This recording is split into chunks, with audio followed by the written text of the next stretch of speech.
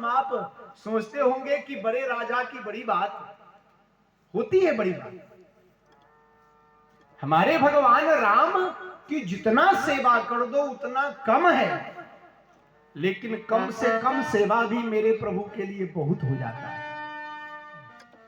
ये ग्रंथ, ये बात बिल्कुल मेरे माए बाप सभी लोग हृदय में बिल्कुल बिठा ले कि ये ग्रंथ साक्षात भगवान श्री राम है। और जब ये राम जी हैं तो इनकी सेवा जरा देखिए। हम लोग सोचते होंगे बहुत बड़ी सेवा है, लेकिन कितनी छोटी सेवा है राम जी की। सेवनाथ, राम जी की पहली भक्ति, पहली सेवा क्या है? पहला भाव तो ये कि हर गृहस्थियों के घर में एक रामायण जी का पुस्तक होना चाहिए, होना चाहिए। और कितने भक्तों के घर में होंगे रामायण जी वो हम तकरीबन जानते हैं। यही यदि हाथ उठवा दिया जाए तो लगता है कि आधा हो जाएगा। तो पहला भाव है कि रामायण का एक ग्रंथ हमारे घर में हो, और वो कहां हो? तो जहां भगवान का आसन है वहां हो। राम जी की पहली सेवा क्या है? जैसे हम आप सुबह स्नान करके जाते हैं अपने घर में देवी देवता का आरती करते हैं, वैसे ही रामायण जी का छोटा सा सेवा है।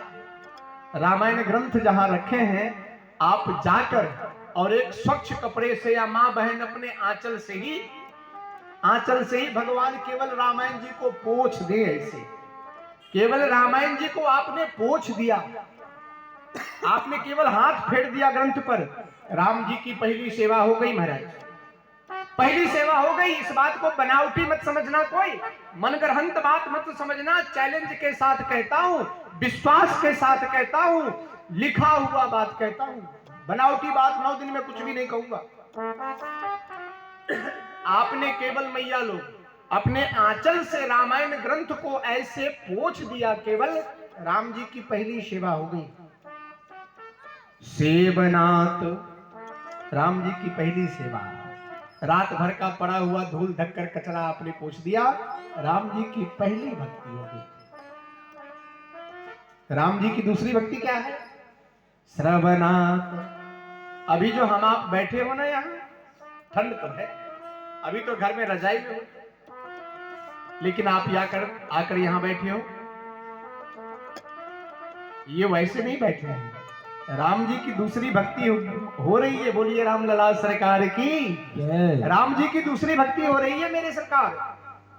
सेवनाथ श्रवनाथ, ये जो श्रवण कर रहा है ना, ये राम जी की दूसरी भक्ति है। महात्मा जी आपकी दूसरी भक्ति हो रही है। ये आपके धर्म वाले खाते में लिखे जा रहे हैं, आपको ये प्राप्त होगा, ये प्राप्त होगा। श्रवणात्, आप श्रवण कर रहा है, भक्ति हो रही है। राम जी की तीसरी भक्ति है पाठात्, रामायण जी को पढ़िए। अब केवल आपने रामायण जी की चौपाई को पढ़ा और राम जी की तीसरी भक्ति हो रही है, सेवा हो रही है। पाठात्, राम जी की चौथी भक्ति है श्रवणात्, सेवनात्, श्रवणात्, पाठात्, दर्शनात्, दर्शन करे रामायण जी का। अब राम जी का मंदिर तो हमारे घर के पास उपलब्ध नहीं हो सकता, ये तो किसी किसी के घर के पास उपलब्ध होगा। तो रामायण, तो राम जी का दर्शन करना तो थोड़ा कठिन है। अब जब हम आप मंदिर जाएंगे तभी करेंगे, लेकिन रामायण एक 10 रुपए का 20 रुपए का लाकर घर में तो रख सकते हैं, और घर में रखकर उस रामायण जी का तो दर्शन कर सकते हैं रोज। तो रामायण जी का केवल आपने घर में रखकर दर्शन किया। दर्शनात्, ये दर्शन करने से, ग्रंथ के दर्शन करने से क्या मिलता है? रामायण जी के दर्शन करने से वो मिल जाता है जो जितना कह दो उतना कम है। दर्शनात् पापनाशिनीम्। अभी 14 तारीख, अभी कल की बात है, प्रयागराज में कहते हैं कि लाखों के संख्या में, कई लाखों के संख्या में, करोड़ों के संख्या में लोग डुबकी लगाए हैं। क्यों? बैकग्राउंड जो पीछे का है थोड़ा सा धूमिल हो गया है। चलो गंगा मैया में गोता लगाते हैं। बिल्कुल सत्य है, मां गंगा समस्त पापियों के पाप को धुल देती है, धुल देती है। लेकिन कब धुलती है? एक बार पाप करने के बाद गोता लगा लो, फिर ना पाप करो। बोलिए भक्त वत्सल भगवान की जय। यदि आप ये मन में बना लो कि साल भर खूब पाप करें और वर्ष में एक बार जाकर गोता लगाकर धुल ले, तो ये संभव नहीं है। आपने जितना पाप किया एक बार जाकर गोता लगा लो, फिर दोबारा पाप न करो, तब तो धुल जाएगा। नहीं तो जीवन भर उसी में डूबे ही रहो, तभी भी पाप नहीं धुलने वाला। एक स्वामी जी कह रहे थे, करपात्री जी महाराज यूट्यूब पर कह रहे थे कि देखो गंगा जी में नहाने जाना, लेकिन पहले घर में नहा लेना।